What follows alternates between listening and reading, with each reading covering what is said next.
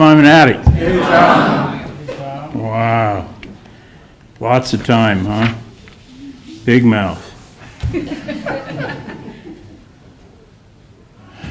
Since we're all here, and we're all the same, I want to do a little something. I just want to bring the love into the room.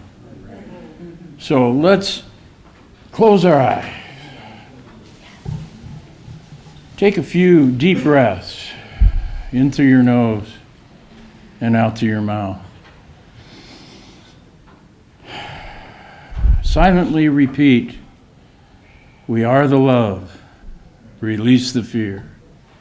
We are the love, release the fear. We are the love, release the fear.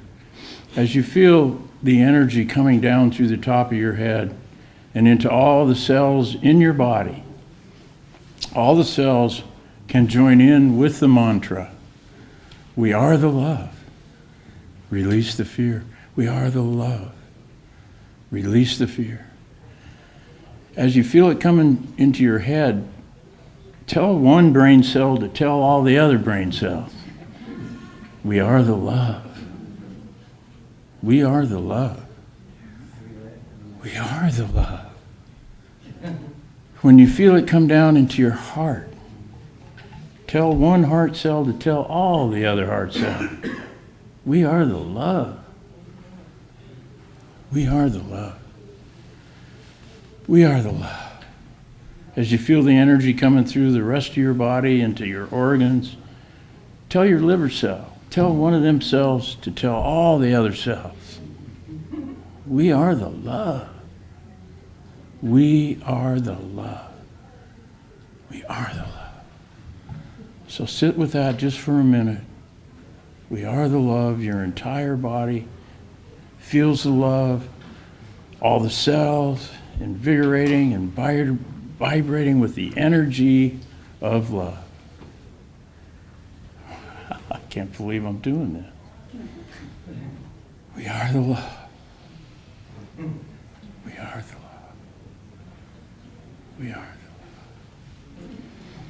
love. So now take a few deep breaths. And open your eyes whenever you're ready.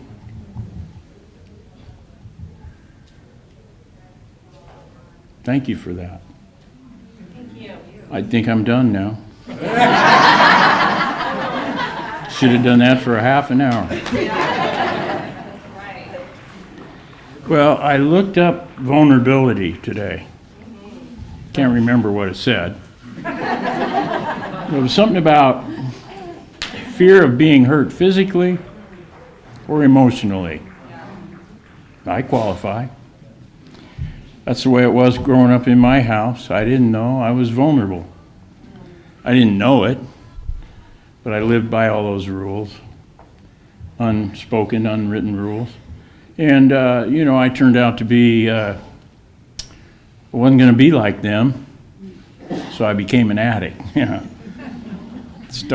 went to the pool hall one day and I started drinking. Within 2 weeks I was smoking dope. Within a couple more days I was taking speed and having sex. All kinds of shit. And I was thinking, why did I wait so long? Why didn't everybody do this? So it was escape from vulnerability. It made me feel good and strong and not afraid. But it got bad quick for me. Within 3 years, I was in Rocky Butte jail, accused of 22 felonies, and 20 of them I was guilty of. So I had to become vulnerable again. And the war was going on, and I didn't want to go to the war, so I didn't want to get my hair cut so pretty that I chose jail instead. And lo and behold, God was still working in my life. Pulled off a little bit of a miracle, and not guilty here and a plead guilty there, and a judge whose vein in his neck was popping. And somehow, because of his resentment, I got probation. It's a long story, but I want to get to the love. I really don't know what I was going to talk about here, and here I am talking. So, Nancy and I, I didn't mind the consequences of my addiction. Going to jail was part of the deal. I went to jail a lot. All the stuff that went along with that, I was fine with. That's just the deal. It's part of the deal. I wasn't hurting anyone, I thought. I know my family loved me, but I didn't think about them. I didn't think about my sisters who grew up in the same house as me. I only thought about me. I didn't think about how it affected them. So anyway, I lived with my parents till I was like 24, 25. Nancy will clear that up, because she took me in, and I lived with her for 24 or 25 years. 25. And so I didn't grow up. They took care of things. She took care of things. I never wrote a check that was real or legal. I'd never written a check. I'd never called an insurance company. I'd never done any of that stuff. I didn't take care of any of that. Someone took care of that for me. I was hard to take care of. But, the reason we got together is she needed somebody to control, and I needed to be controlled. It was a perfect match. And so we started our journey, but what happened to me was I started to have guilt, because I could see in her eyes kind of what I saw in my mom's eyes. I was hurting her. And I had guilt and shame. And I had a little trouble one day, a couple drunk drivings, 2 hit and runs, an attempt to elude in a week. It was a normal week, it's just that I got caught. And I went to my first meeting. It was an AA meeting, it was 1977. And it was a good meeting. But I remember thinking, I'm glad they have somewhere to go, as I'm not like any of them. 2 drunk driving in a week. But anyway, we came to recovery together. Nancy and I were struggling in the what happened part of our deal. Well, it was like, what happened? And so what we did was, we'd go to meetings and do the dance, and I'd go, she wouldn't go, Anyway, one night we were going to a meeting, and she smoked a joint on the way to the meeting, and I didn't, because I couldn't do that. I had to wait till after the meeting. There's something about that. And that was my routine. I'd wait till after, and then I'd smoke the joint, and, talk about the meeting. And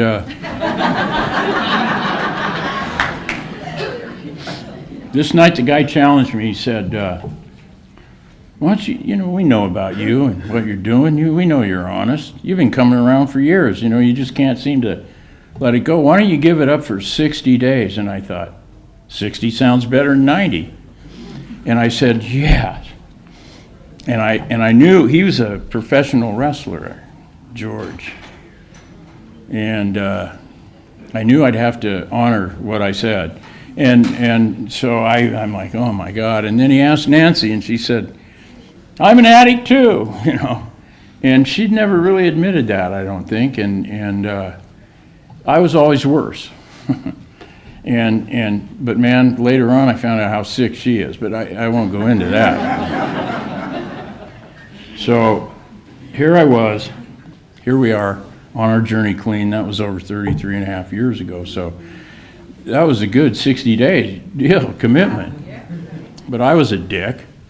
And it was always me. We'd go somewhere. Oh, Tom, how you doing? Like Nancy standing there, but no one even talked to her. But I learned love from Nancy. I wouldn't even be here if it wasn't for Nancy. She taught me how to love, how to give. We got clean. We took these girls into our home. Little criminal addicts with an attitude and high-heeled boots. And Nancy loved them, and I watched her love them, and I watched her give them unconditional love, and I couldn't believe it. One time, I think one of them ran away. She took a 15-year-old girl with her and taught her how to turn a trick for candy, and cigarettes. And they got caught, and they came back into our home, and I wanted to punish her. She expected some punishment. Nancy took her out and bought her a dress. I'm like, what? She said, it's her time. It's her clothing allotment. She gets a dress. It screwed that girl up. What? You aren't going to beat me? So I learned about how to love then. I learned to be vulnerable with these girls. I loved every one of these girls. They were me. They were me. Some of those girls are still in our life today. Still in our life today. Our very first girl is clean like over 30 years. That doesn't happen. We just figured they, came because they didn't want to go to jail, Okay, we're gonna get going now.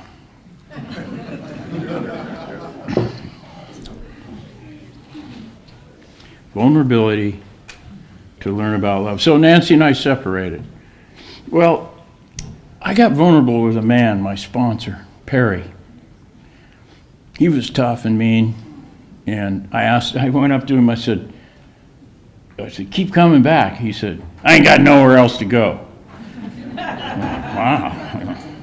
So the next week, I went up to him, said, keep coming back. He said, I told you, I got nowhere else to go. So I asked him to be my sponsor. He told me to get a dark suit. What? So I wore that dark suit to his funeral. Perry taught me how to love. Perry taught me how to love men. Perry taught me a lot of the stuff that I know today. And so I was vulnerable to him to allow love. Even though he was an addict, he went out and was shot and killed. He lives in me. He lives with me.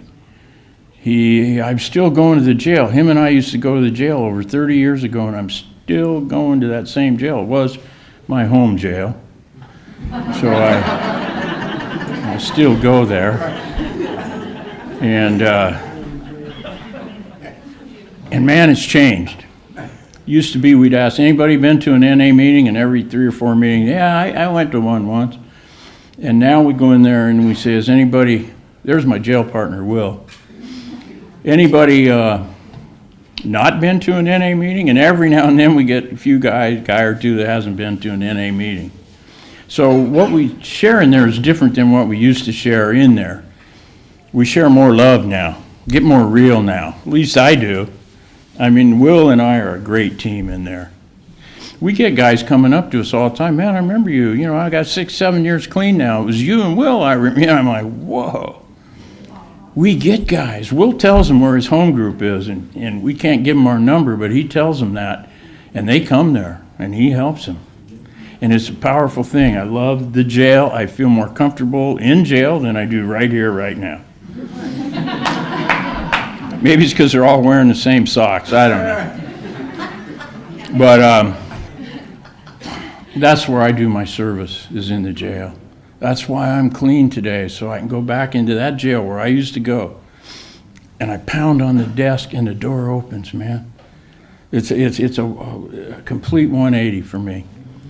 So, it was Perry and Nancy and I separated about 18 years ago. And a lot of people didn't understand that. We loved each other. We knew what was going on. But we just couldn't live together. Let's just put it that way. It was difficult. We probably could have, but it wasn't the right thing to do. So, and of course, well, I never would have met all them girls after that if I hadn't, but whatever. And I was vulnerable then. I felt like I had no home. I had nowhere to go. I had my family, and they were clean now, and things were better, but my dad would still get mad and throw me out of the house, And so I felt this vulnerability of nowhere to go. What am I going to do? I cried every day. And who called me every day? Dan. Every day. How you doing, man? And so, and Nancy would call me and we'd cry. We've done this together. It's been the best separation and eventual divorce, the second time, than I've ever heard of, because it's about love. Every appointment I had, she was there for me. every time. And I've had a few appointments. Let's get into that then. I got sick, got cancer, prostate cancer. How you doing? They said, well, we need to do surgery. I'm like, what? What are you going to do to me? You're going to do what? So I talked to 7 doctors. They all said, do the surgery. I'm thinking, I don't want to, but yeah, I did it. Changed my world. Vulnerable again. Oh my God, what are you going to do now? And there was a ex-sponsee of mine sent out a big canvas all around town signing, we love you, we hope it goes good, you're going to be all right, still be a man. And they showed me love. And people came to my house and helped me through that. My parents came, my girlfriend, I had a girlfriend, Jeanette walked me through all that stuff. It was great for me. Thank God I had her just because, well, never mind. She was great for me. And so what I realized was I have to give this love back. I have to give this love back, this love that was, wake up, Eddie, to give this love back to I know it's a little boring, but I'll get to the good stuff. And so I did. I decided to give this love everywhere I went. I was giving. More love than I'd ever given. I used to, but now I'm really giving it. And so next thing came along was I got really sick. Couldn't do anything. Terrible. Horrible. Couldn't figure it out. 4 months. Oh, it was terrible. Finally, what they said was they thought it was lymphoma. And that it was very advanced in me. And of course, Nancy was there when the first time. Then I got a second opinion. He said, "Yeah, I agree. It's not good. In fact, it's really advanced. You know, but with chemo, we probably live. You know, we know people have lived 5-10 years." I'm like, 5 to 10 years. So I had a prayer, and I for about 10 days I thought I had lymphoma, and I had this prayer. I said, "God, I don't mind being with you. I know life's eternal. I know I'm going to be okay. I live on and on." However, there was a but in my prayer. I said, "But I just wanted more time to learn more about this love I've been giving and receiving, giving and receiving, giving and receiving." And I just wanted to have more time to learn about that. And so about 10 days later, they took a biopsy out of my neck, and they found out it wasn't cancer. And they were all happy, but I'm like, yeah, but what is it? Turns out it was tuberculosis. Who gets that? Well, Jimmy Kay had that. And Dan likes to say, I'm a lot like Jimmy Kay, in that the newcomer has an easier time getting off heroin than they do getting away from me. And I had TB, so that's kind of an honor, be like Jimmy Kay. So this was vulnerability again. Tuberculosis. I had to, every day they'd come to my house and watch me take the pills. I had to wait for them, the nurse. Sometimes they'd be an hour late, you know. And so they'd watch me take the pills, and eventually the TB was eradicated, and I got to speak up in Ocean Shores on integrity, and that might have been one of the best talks I've ever given. I was still sick, but I'm learning about love, right?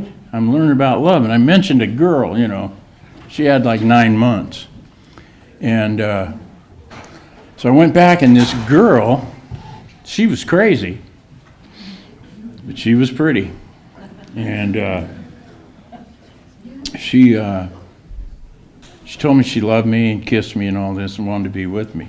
And I'm like, what? I knew that's what I wanted, but what? And now remember, I was still sick from the TB, and I lost my mind. I mean, I lost my mind completely. Everybody remembers that, right? Everybody. I mean, even the lady at Starbucks, she'd go, "Hi, how you doing?" "Oh, this girl, I just went on and on, And then she'd give me my coffee, and she goes, "You're going to be okay." And I'm not just talking about one Starbucks. It happened everywhere. And I was crazy. I was stark raising nuts, and I couldn't do anything about it. And I was worrisome to myself and everyone that came in contact with me. And so Nancy, I talked to Nancy, I talked to Jeanette. They both said, "You need help. You're crazy." I said, they said, "You need to talk to somebody." I said, "I ain't gonna take nothing." They said, "Well, we didn't say that." We said, "You need to talk to somebody. Quit talking to us." So I went to therapy, and this was really good. I started walking every day. I started reading inspirational books. Lots of them, man. Power of Now was the first one Aaron gave me. And man, I didn't even watch TV. I read all the time. Couldn't wait to get home and read. I'd read at work, And I did a long four-step, difficult four-step adolescent and adult child, and that was good. Sexual inventory, and I ran into the energy workers. Now, had I not said that prayer that I wanted more time to learn more about love and been vulnerable, I don't think that I would have been open to these energy workers and all their crystals and shit. I used to think anybody had crystals was weird. I got some in my pocket right now, and my house is full of them, so I guess I'm weird. And I like the weirdness. I like being a little weird. But, I had been vulnerable. And then my cancer had come back. So I'd go to this meditation gathering where there was monks and Asians and people in recovery, and we'd meditate and we'd talk, and they'd do energy work on me, and they're like, "Well, Tom, we think you're the healer." I'm like, "What? I just came because I'm crazy. What are you talking about?" "Oh no," they said, "we're just setting the table for you. You're going to touch more people than all of us combined." I thought, "Oh man, that sounds like my sponsor. He's crazy." Because my sponsor's intuitive when it comes to me and my life. He's predicted events in my life all the time. He gets it before it happens. I won't tell you what he told me the other day. Go ahead. Yeah, some woman's coming into my life. Oh my God, she won't fit in the golf bag, but Oh my God. And he's never wrong. It's just kind of scary. But what was I talking about? Huh? The light workers. Oh, the energy. Can I talk about that? Do it. Who was that? Oh, she wants to hear about that. It wasn't much. You said sexual inventory. Yeah, I did. Well, I'm done with that. What's your problem? That helped me. Okay, thank you. The girl, once I learned what love was not. I learned what obsession was. Yeah. I called my sponsee every night. For some reason, he'd answer the phone. He's sitting right here. And I'd go on and on and on about that girl, on and on and on. And finally, I got done with that. It was obsession. It was depression becoming obsession. I was depressed. I know what depression is. It was dark. I had been ill. I'd been on these medications, on the TV and everything else. And I'd call him every night. I think every fucking night. And I'd go on. And finally, I got done with that. It just went like that because it wasn't real. The only thing that is real is love. And everything is either a cry for love or it's love. And so I didn't know that yet. And so, where was I? Oh, the sponsee. So finally, I get done with that, it went away just as quick as it came. And and I said to him, I said, man, aren't you glad I don't call you and talk about that girl? He said, fuck yes. We could have played the tape over, and we should have taped the first one and played it over and over because it's the same thing every night. But you know what? He let me do that. That's love. He loved me enough to let me rant and rave. I was supposed to be helping him. He was helping me. When I was sick, my other sponsees are like, what are we going to do if we lose Tom? Sponsor ourselves? But they showed me love. Dan came and cleaned my house, did my dishes. People brought me soup. People loved me, even beside the fact that I didn't want them to even see me. I was so sick. Oh, and then it happens again, but I'll get into that. So the love heals me. The love takes away my fear of being hurt. Wow. So, have I been up here that long? Okay. So, I got sick again. Man. And this was bad. This is worse than all that stuff.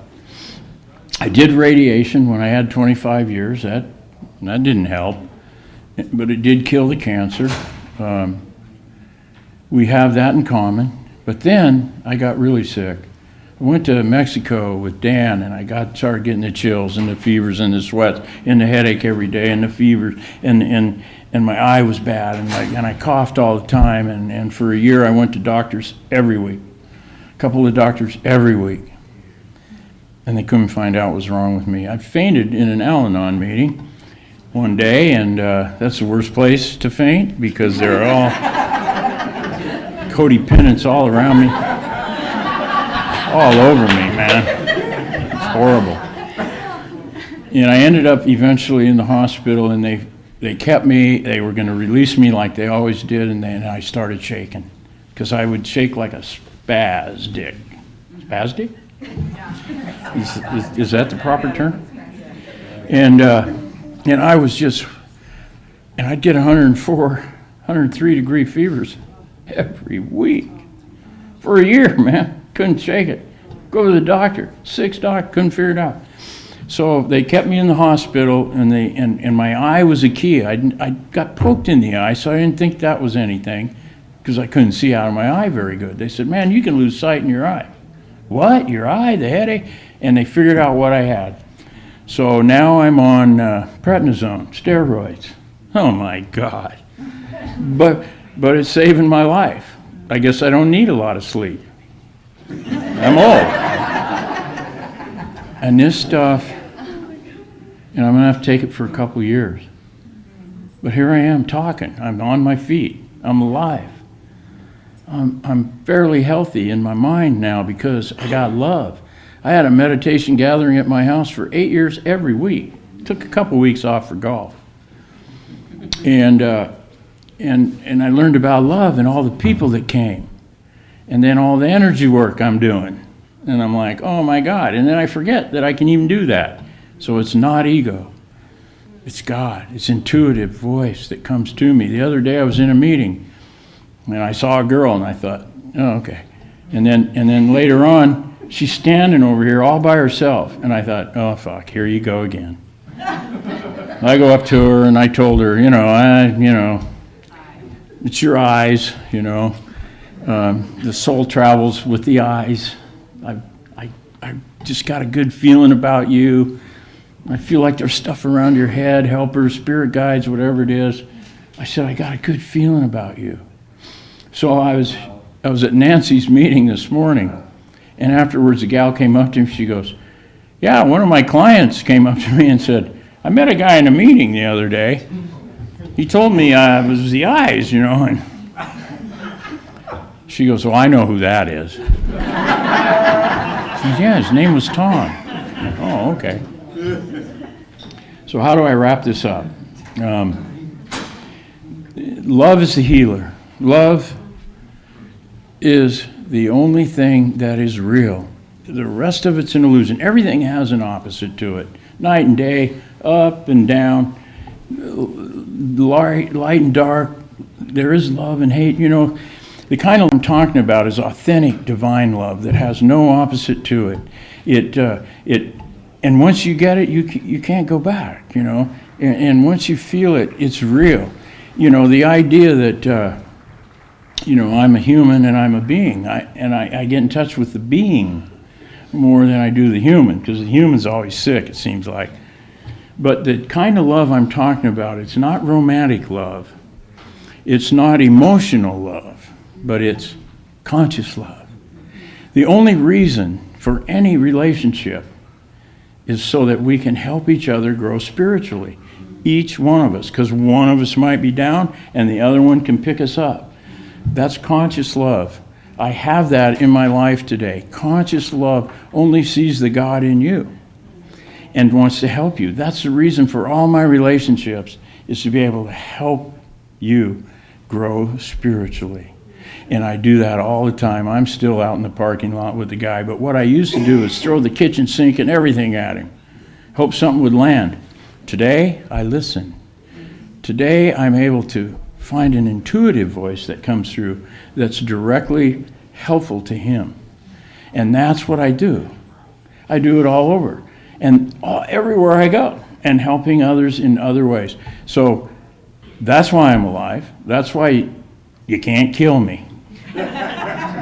Not yet. And that's why I've survived all these difficulties, so I could be vulnerable, so I could learn that love will heal me. Love has always healed me. I just didn't know that. The love that Dan has for me is immense. You know, there's nothing better than that. I hope you can find a sponsee like Dan, man. It's not easy, but beautiful. Because love is beautiful. Pain is pain, but love heals pain. And that's the story right there. Did I do okay, Bobby? All right, thank you. Thank you.